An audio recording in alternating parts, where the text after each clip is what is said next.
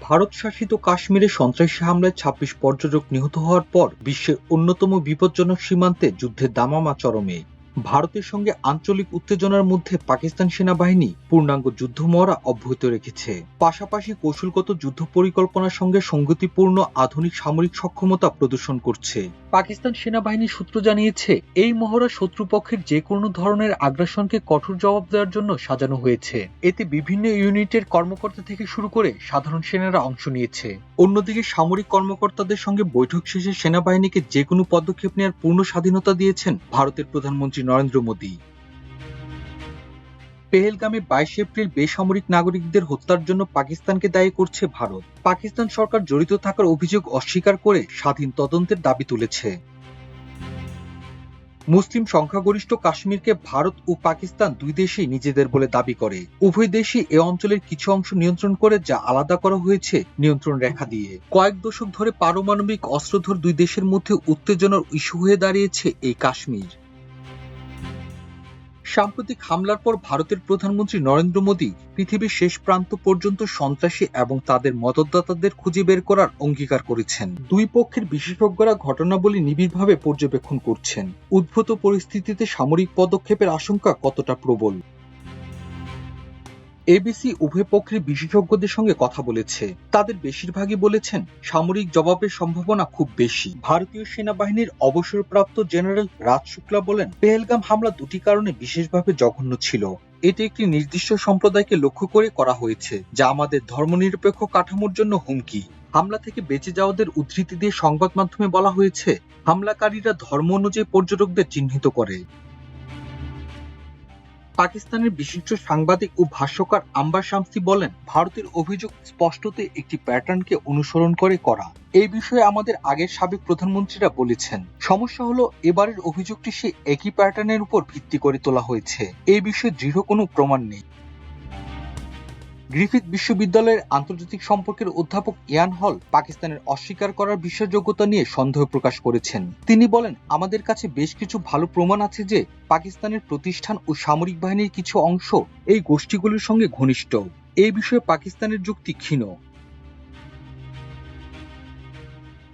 অধ্যাপক ইয়ান হল একমত যে পাকিস্তানের বিরুদ্ধে ভারতের সামরিক প্রতিশোধ নেওয়ার সম্ভাবনা রয়েছে। তিনি বলেন, আশা করছি এবার আমরা নতুন কিছু দেখতে পাব। সমুদ্র ভিত্তিক ক্ষেপণাস্ত্র ব্যবহার করে পাকিস্তানের লক্ষ্যবস্তুতে আঘাত হানার চেষ্টা করতে পারে ভারত, কারণ পাকিস্তানের বিমান প্রতিরক্ষা বাহিনী উচ্চ সতর্কতায় রয়েছে এবং নিয়ন্ত্রণ রেখার উপারে খুব সাবধানতার সঙ্গে নজরদারি চালাচ্ছে।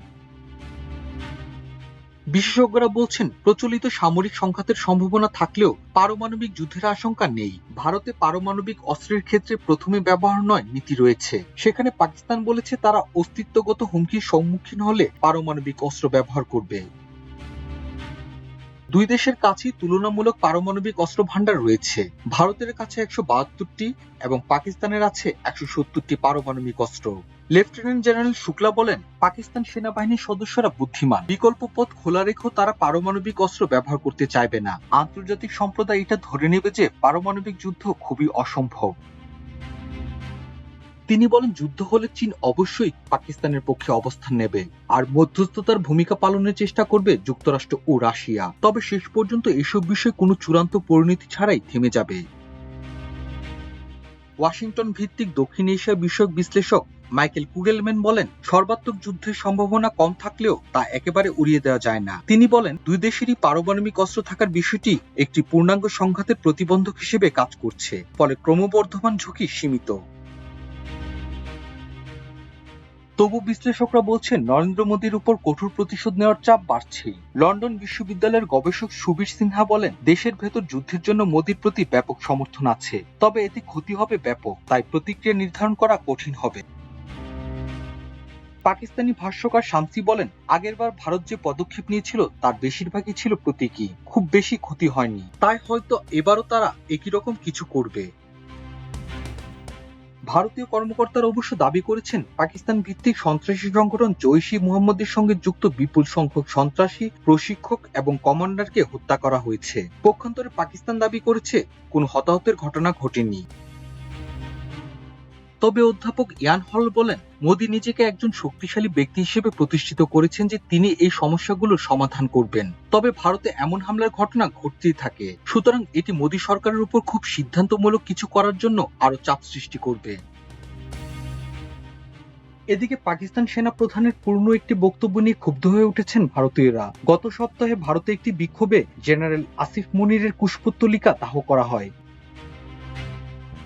ইসলামাবাদে গত 17 এপ্রিল প্রবাসীদের সঙ্গে একটি বৈঠকে আসিফ মুনির বলেন, আমরা প্রতিটি ক্ষেত্রে হিন্দু সম্প্রদায়ের মানুষ থেকে আলাদা। কাশ্মীরকে পাকিস্তানের জীবন সঞ্চরণের শিরা উল্লেখ করে তিনি অঙ্গীকার করেন, ভারতের দখলদারিত্বের বিরুদ্ধে কাশ্মীরিদের বিরোচিত লড়াইকে পাকিস্তান কখনো পরিত্যাগ করবে না। মুনিরের এই বক্তব্যের 5 দিন পর ভারত নিয়ন্ত্রিত কাশ্মীরের পেহেলগামে পর্যটকদের উপর বন্দুকধারীদের ওই হামলা হয়। জেনারেল মুনিরের বক্তব্য যদিও প্রত্যক্ষভাবে পেহেলগাম হামলার সঙ্গে জড়িত নয়, তবু তার বক্তব্য বিশ্লেষণ করে এটিকে বেশি আগ্রাসী মনোভাব হিসেবে দেখা হচ্ছে। মাল্টিমিডিয়া ডেস্ক, আমার দেশ।